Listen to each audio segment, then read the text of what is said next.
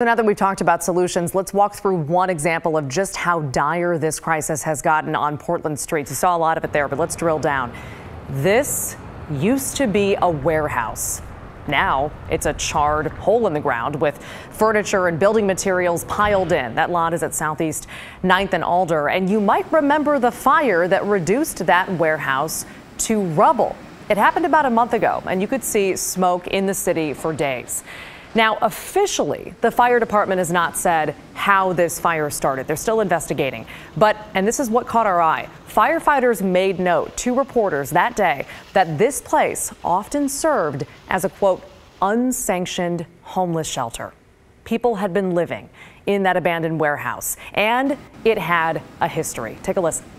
This particular fire did have transient people coming in and out of it. It had a history of that. Our department had been to this building prior to the actual greater alarm fire.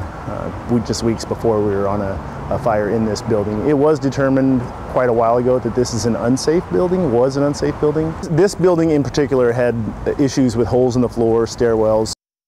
Now, thankfully, no one was hurt in that fire. And again, fire inspectors are still investigating the official cause. But here's the deal. That was just one in a string of fires lately tied, firefighters believe, to our housing crisis. In fact, around that same time that the warehouse burned, our newsroom got an alert about this. An apartment building at Southeast 21st and Powell also caught fire.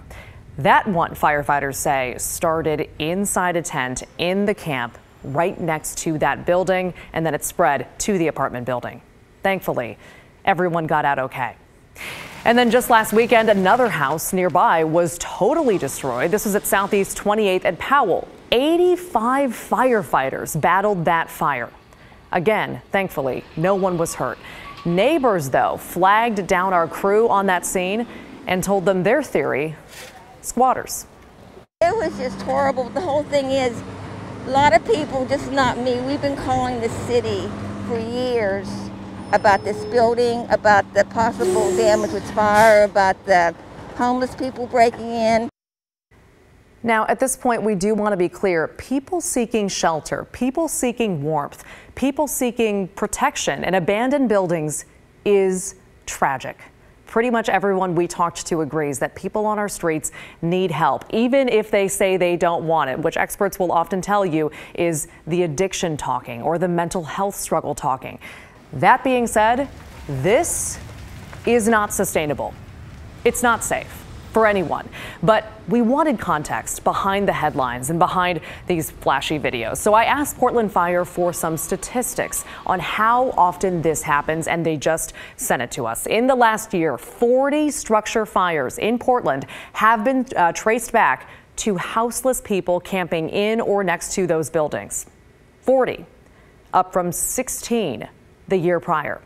So these fires have more than doubled. We also know tent fires are up. Earlier this year, we reported those have risen 130% since before the pandemic. And firefighters say they're doing everything they can to try and mitigate this. They go out and they talk to people living on the streets. They work with groups like Street Roots who go and visit the camps and educate people on fire safety. And no one knows the importance of that more than Portland's homeless themselves. In fact, while we were back out at that warehouse site last week, Shantos McDonald stopped to ask me what we were doing. He lives in a tent nearby, and he remembers watching that building burn.